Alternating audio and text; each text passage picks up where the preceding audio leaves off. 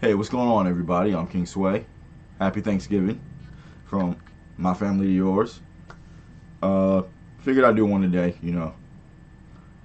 Today we have Pilgrim from the 2019 film from Kill Count. It was released today. I'm doing this today. I wanted to get it out there ahead of time. Uh, I've actually not seen this one, so I'm sharing it along with you. As I'm seeing it, or yeah, how should I put this? As I'm showing it, I'm seeing it. So this is genuine reaction to it and everything. So we're gonna jump into this one.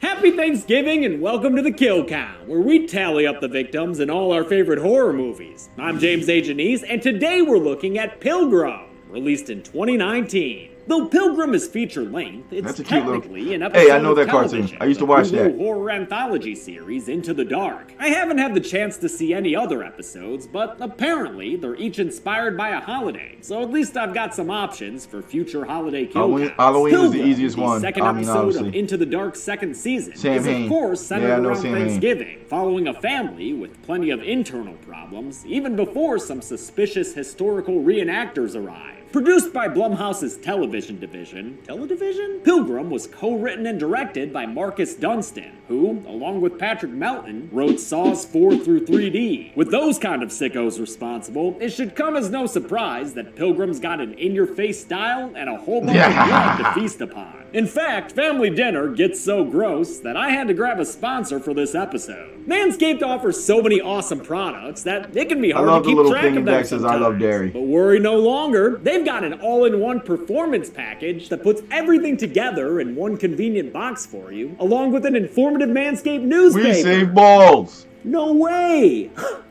That's great! We save balls! With the performance package, you'll get the lawnmower for your body hair, the weed whacker for your nose and ear hair, a couple of ball balms, and some really nice anti-chafing boxers that I can't show you right now because I'm wearing them. To get the performance package for 20% off and with free international shipping, just go to manscaped.com/deadmeat. That's 20% off and free shipping to the US, the UK, the EU, Australia, and Canada by going to manscaped.com/deadmeat. It's been a long, wild year, so how about we gather around the table and give thanks for having kills to count?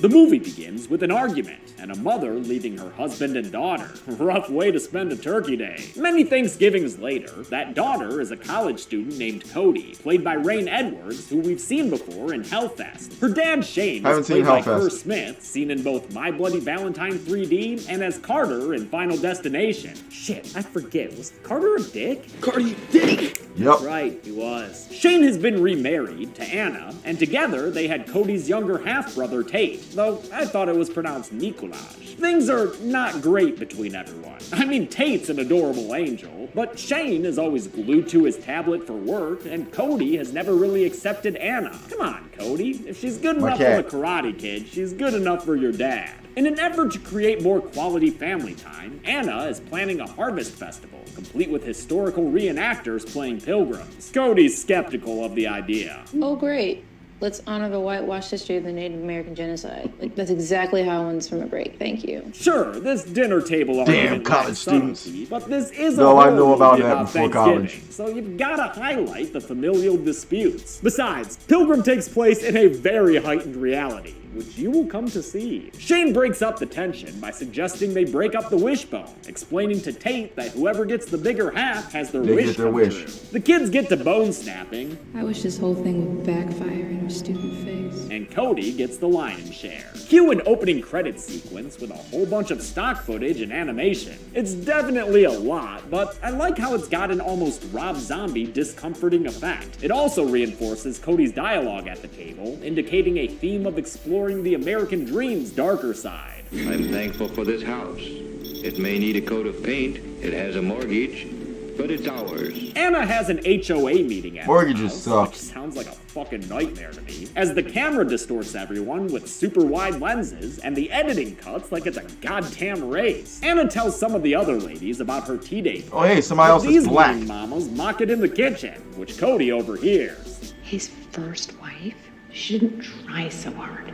This is pathetic. Aw, making you feel bad for Anna, Cody? I mean, she did help create Tate, and you love that little feller. With a knock at the door, the titulars arrive.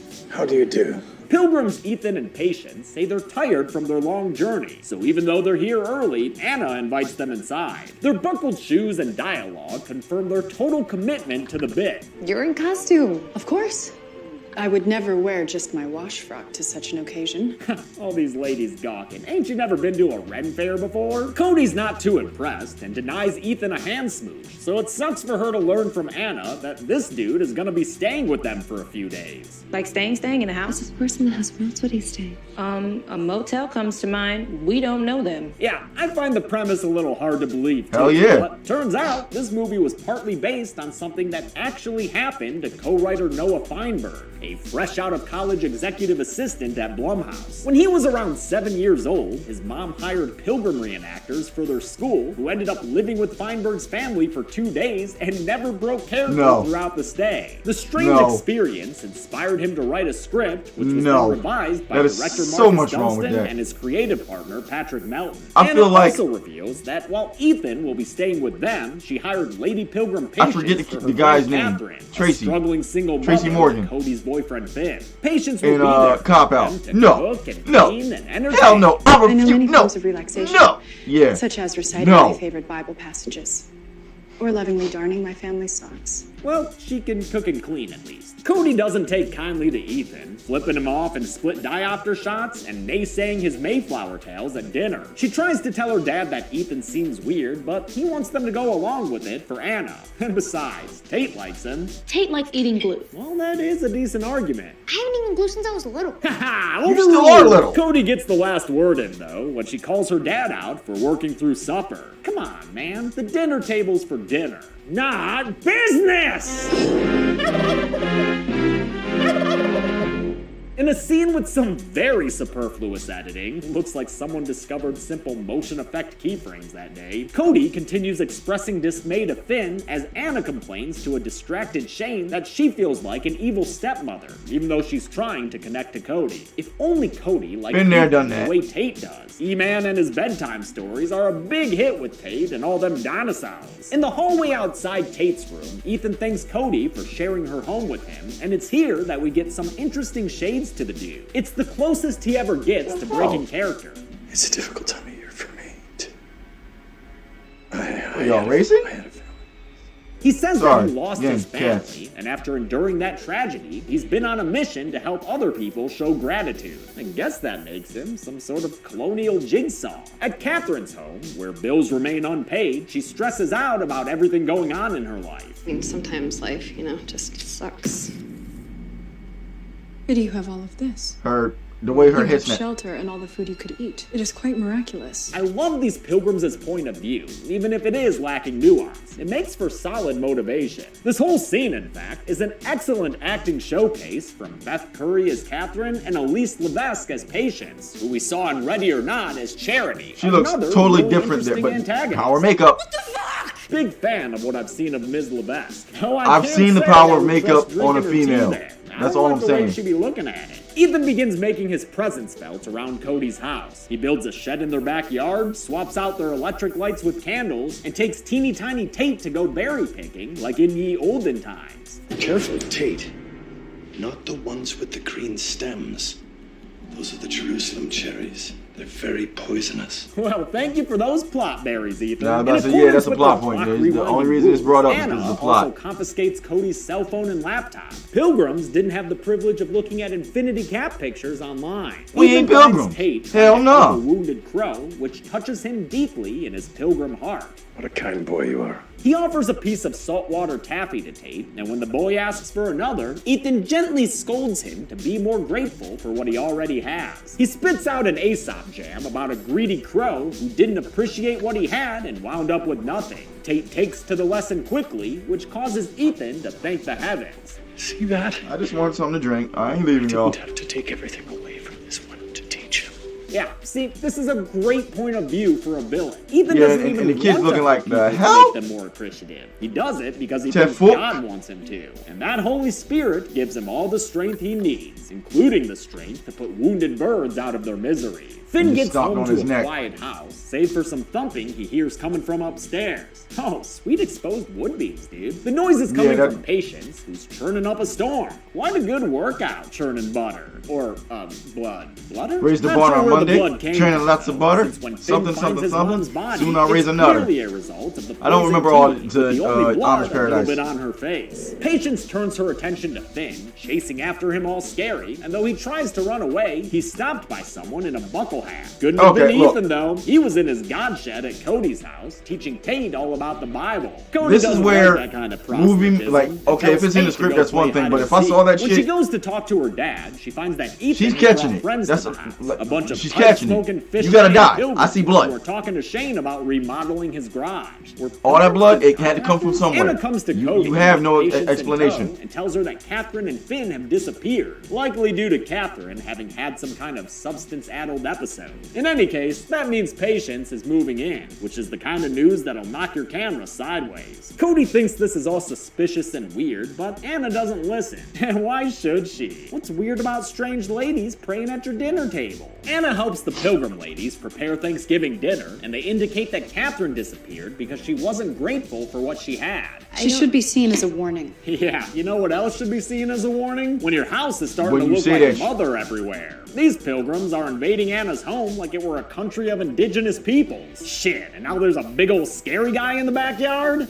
I'm the builder. Buddy, you can be whoever you want. Since Tate is still hiding, take him out at the kneecaps. Anna can't find him, and with things getting too weird for her, she asks Shane for help. He reluctantly pries himself away from his tablet, but in the hall. Why are you bothering me? You see him at work? Patience and Ethan. Patience, Ethan, and a beat-em-up gang of pilgrims. What's going on here, Ethan? It's just Thanksgiving. Stepping front kick. Had me worried for a minute. Concerned about Finn, Cody goes to his house, where she finds him dead when his body spills out from the pantry. Looks like he had a bit of a neck slit in there. Sorry about your luck, kid. She runs back towards her home, where Ethan is giving a smoky sermon to Anna and Shane. Damn, Shane. You wouldn't have got me like you probably would have had to kill me. Ethan says that Shane has failed to appreciate his family due to his I'm going down fighting. And that earns him a bit of switch hit. Anna blasphemizes in anger, and for that and her obsession with their family's image, she gets disciplined with a branding in the back. Then things get extra stylish and zoomy for a mo, which again, I kinda like. I please thee. Yeah, you really do, Ethan. Cody gets back after dark and sees that the house has been taken over by pilgrims. She finds her dad and Anna in the back and releases them from the pillories, but then that builder mofo walks up and starts beating on Shane. They have a short collective struggle with the guy, trying to knock him out by hitting him and using a rock, but when he keeps on kicking, they grab a bunch of tools and use them to collectively beat a man to death in their backyard. Yep. Did we just murder? As a family? You did indeed, Shane. You did indeed. They hide the body and determine to go back inside so they can rescue Tate. Hugs and encouragement are exchanged. You got this.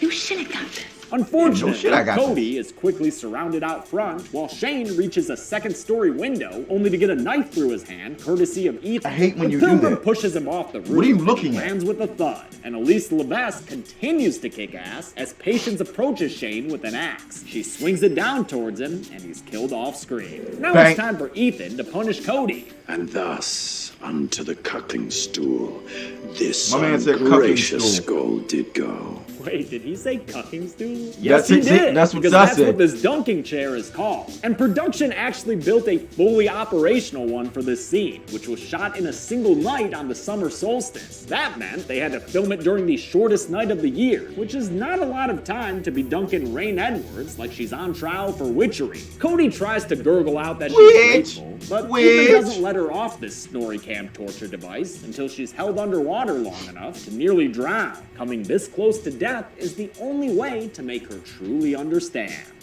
We've given you a gift. Patience forces Anna and Cody to help prepare the feast by shucking corn. Yep, I was about to say, she's shucking corn. Don't dilly-dally with that corn, Anna. I've had to shuck corn. I've actually lived on a farm. My grandfather. While mashing away, Cody tells my Ethan grandfather on the farm. Taught her a lesson. My mom took us growing up. She should be grateful for Shane and Anna. Dad provides for us. Yeah. And Anna. We had to shuck corn, snap peas, green beans and stuff like that. We went hunting with bows and arrows. I prefer bow and arrow over a shotgun or any kind of gun. Insisting that she's always loved her family and has nothing to apologize for. Ethan decides to spill her blood for this obstinance, but Cody interferes and stabs Patience in the head with an ice pick. She should be dead. Shit, she pinned her hand to her head. Period. Slow motion and a children's song kick in as Cody much as and that Anna went try into to her make skull, an that would escape, pierce the aided brain. partly by some pocket flour. Only Cody's able to get away though, and while she looks for Tate, Patience shows she's quite patient with pain. I'm fine. Cody does find her brother. With a bunch of pilgrims on the prowl for them, she just hides him in a closet again before getting jumped and recaptured. Kind of a pointless little sequence there. And in the end, Cody and Anna are seated at the dinner table. They're bound in place as the main course is brought out, and I don't think they're gonna like it, judging by Ethan's grades. Today, your father will leave provide. Me then. I don't want you company anyway. For us. That's a lie. Come back. Yep, they killed and cooked Shane. I actually love this scene, as buck wild as it is, because Courtney Hangle. I'm wondering if they had him pop his head up through the table, or if they actually had super fucked up that they're forced to eat Shane as Ethan taunts them. Or they had like some kind of church music playing. Like a fake head. His ribs. Literally his ribs. I really dig this movie's festive score, composed by Douglas Pipes, who also did the music for Trick or Treat, Krampus, and The Babysitter. It adds nicely I might do that. to the chaos of this scene. I know that's one of them here. Spare the berries. Oh shit, and are they making ball jokes too? That might have been a ball joke. Somebody call Manscaped, because these pilgrims are infringing on their territory. So, I guess that's nothing new for them. While Patience is in the kitchen, she hears a noise and slinks away to look for Tate. And I would not want to be him trying to hide from her right now. She is scary. The rest of these gross-ass pilgrim cannibals are feasting down on intestines and berries, but they're about to learn what happens to gluttons, because Cody reveals to Ethan that she included a special ingredient in their Thanksgiving meal. It was Jerusalem cherries, of course, the poison berries we learned about earlier. She snuck them in when they weren't looking. Way to tee that one up, movie. It gives us another balls to the walls montage, this time with a bunch of pilgrims puking up red stuff. And I've got to tell you something, y'all. It's not cranberry sauce. No, it is not. These pilgrims are puking blood and dying all over. How many? Well, editor Josh counted 8 around the dinner table. Did he try to make himself throw up? I'm going to assume they all ate the berries down and his throat. died. He noted there was also a beardless pilgrim in the drowning pool scene, but he's nowhere to be found here, so I'm not counting him among the bodies hitting the floor. Really though, the kills aren't even the best thing about the bodies hit the scene. What I would say, he's making himself throw up. Electronic music that climaxes as Ethan and Patience save themselves bleeding from her eyes. Evacuation.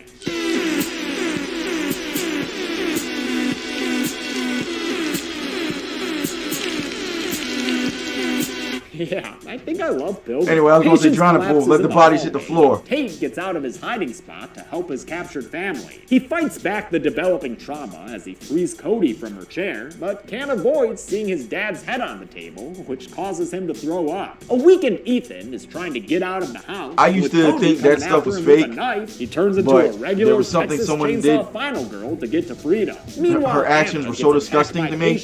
And as that gospel song I threw up. Screaming about being grateful. So yeah, oh snap. The two of them have a really fun fight scene, complete with a moment where Anna beats Patience up with Shane's severed head. So I guess Anna eventually wins when she kills Patience by stabbing her in the neck. Let's get a round of applause for her, everybody. The son. Cody catches up with Ethan, who no longer has the strength to fight back against her and Anna. Can't have that now, can you? Psycho Ren Fair wannabe. Did they shove that up his ass? Anna beats the burning pilgrim, and Cody demands to know why he did this to them. But Ethan only laughs and says it was to make them grateful, then adds just a touch of potentially supernatural knowing. Is it this what you wished for? Cody wishes him a happy Thanksgiving and kills him like Patience killed her dad, with an overhead axe strike that lands off screen. We do see, however, that in Ethan's the music in the background, if you can hear it, is not from me. It's my neighbors. I apologize. Pilgrim should have maybe skipped out on that Mayflower trip. Let's find out and get to the numbers. Nobody matters but them. Well, I'm already We've argued over that a lot. I think I need to make room for the numbers. They're the type that if they're bothering you,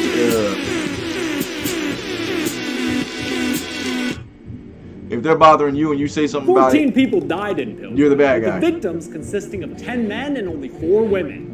That gives us quite the uneven Thanksgiving pie chart. That's a lot of people. The runtime of 80 minutes, that left us with a kill on average every 5.71 minutes. Yeah. I'll give the golden chainsaw for coolest kill to Shane. Even though the kill itself isn't on screen, I'm including what happens to his body afterward and all the wackadoo cannibalism that takes place at the dinner table. Fucking wild, man. Dull machete for lamest kill will go to Catherine, poisoned by tea off screen. And that's it. Yeah, that's that Pilgrim bullshit. is an episode of Hulu's Into the Dark. It came out last year in 2019. I'm glad it did, too, because that means I got to go another year avoiding Thanksgiving 3. Fuck you, turkey! Until next time, I was literally going to say something about Thanks a lot for watching this Thanksgiving kill count. Today, I was going to say something about that because I saw Thanksgiving Killing 1 and 2. I didn't see them. I saw them on here. And like I said, finding out how much they got from GoFundMe's and things like that. That happens. Can't do 3 weeks ago. That hurt my soul. That fucking killed me, man. Thanks, everyone. Oh, Good man. people. I don't know if you can see. Come here, girl. When I keep talking and you see me look off screen, there you go, baby. That's when I keep talking and I look off screen. I'm looking at one of the cats. They're running back and forth like, yeah. But yeah, Thanksgiving. I saw 1 and 2 that they did on the kill count. The amount they got for 2. That many people want to see it? That hurt my soul. I'm sitting there like, I can make a movie better than that. But that was Pilgrim 2019, the kill count. It was released today. I'm King Sway. As ever, as always, I'll catch you in the next one.